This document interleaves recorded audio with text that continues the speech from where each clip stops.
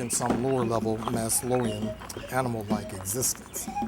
In contrast, from the open window, the incoming breezes signal their arrival by gently massaging each one of the multi-green shaded leafly potted projections that help massage my inner comfort to start each day, and let me know that it would indeed be a sunny day, like many of the creators that had awakened me during the outdoor days, and let me know that indeed I had survived another night. Later in the morning, as I looked around across the sea of reclining varied humanity attached to the plasma machines, the considerations about the self-appointed, semi-hidden, homeless, harassing paparazzi, unwanted, sabotaging escorts turned to trying to again determine what there was about my homeless blood and plasma, validated by the same machines and procedures as everyone else's, and looking the same to the naked eye, that made me so different, that attempts at aborted donations and actual post-donation feigning occurred so frequently. Presently, the answer to this inner question faded into an ever-present daytime homeless nightmare, suddenly overshadowed by the bus station attendant abruptly telling me that I could not take my drum with me on the bus ride to the recording session, partially paid for by the plasma compensation, as the appropriate out-of-town bus slowly pulls up. Asocial solstice. Miss Reality, look what you've done to me. Asocial solstice. Miss Reality, look what you've done to me. Lured my soul, don't forsake the rest of me. Temper your apathy, take the time to look and see.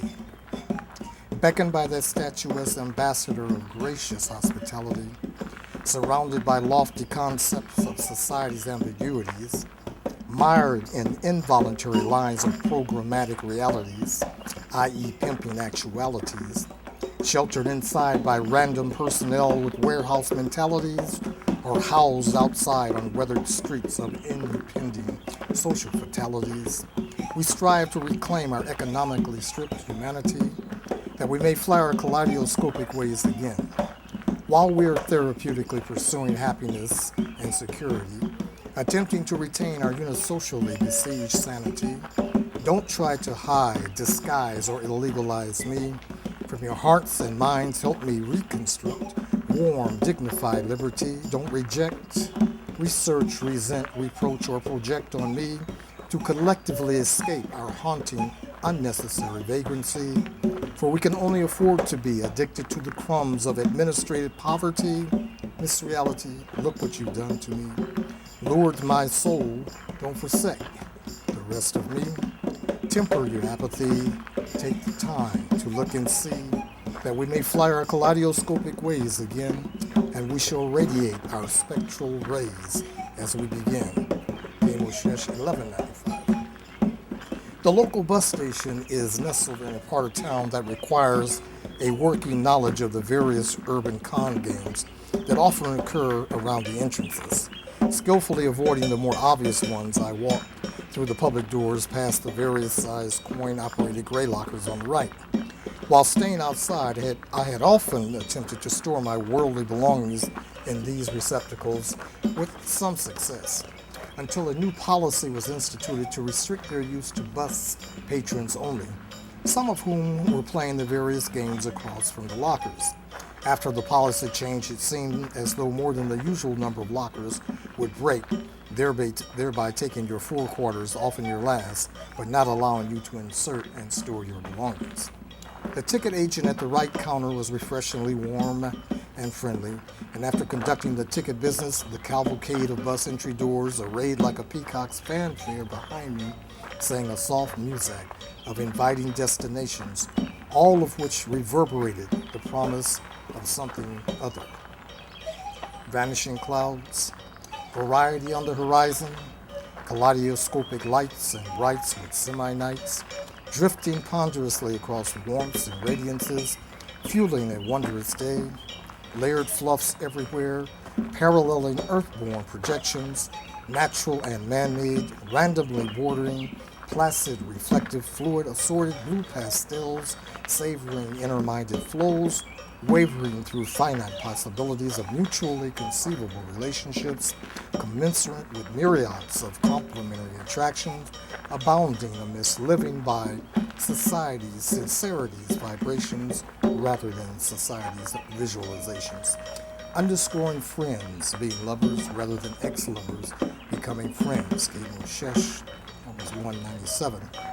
Now, I had been waiting for an hour amidst the black television chairs set against the black back wall leading away from the doors to the stairs heading up to the men's room.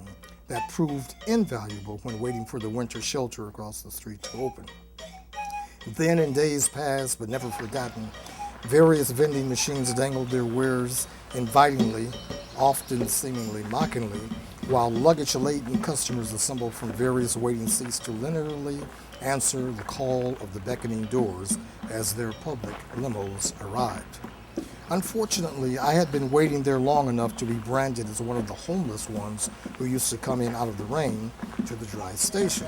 So I kind of understood when I was told by the terminal manager with the super professional air that even though the counter agent had okayed the drum traveling with me an hour before, I would now have to purchase a ticket for it. Given the importance of the recording trip and the fact that the appropriate public limo had just arrived and was preparing to depart with my co-participant who had ridden over from San Francisco on it, I even agreed to pay that too, as the mechanical and bustling noise of the station joined in with the haughty last-minute requests of the self-righteous, homeless-phobic terminal agent.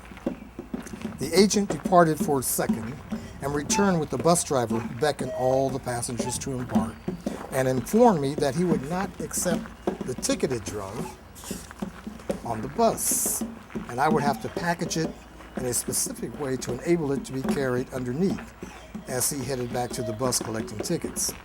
I again began to wonder about the different nature of my homeless plasma as the blood begins to rush to my head, especially when I was informed that there was neither time nor material to package the drum correctly.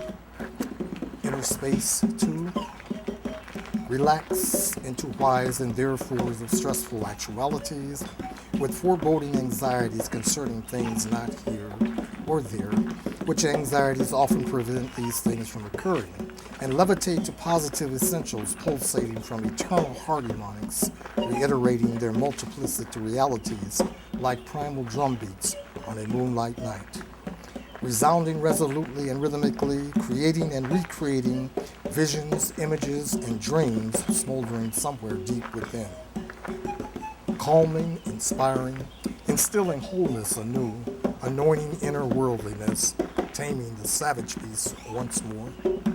Let time drift into obscurity, leaving simply being in its wake. Allow glowing warmth to issue forth everywhere deficiencies used to be. Listen inwardly to refreshing breezes sensuously inscaping throughout all mind-body parts, lightening, limbering, and engulfing perceptions until they are no more than universe orchestrated oceanic rhythms slowly imploding ever deeper into rediscovered abodes of innermost sincerest souls there to commune with the effervescent eternal essence of the cosmos. Fragrantly filled, enveloping currents of healing warmth, circulating via sensitive receptors ripe to receive life-enforcing felt vibrations, saturating all in genuine melodic satisfaction, sufficient to travel the rest of the way to peace of mind over matter, no matter what, till matter falls in place. Ken Moshesh, 1296. Angry red turned to thoughtful gray as I quickly remembered I could store the drum in a working gray locker, there not being time to take it back to my housing unit. And I then joined my co-participant and entered the bus.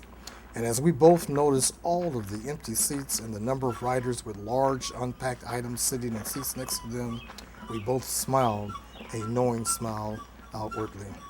But inwardly, the middle index finger of my left hand waved a singular goodbye to agents and perpetrators alike, as we rode off to a series of some of our best recordings ever, with a drum borrowed at the recording location.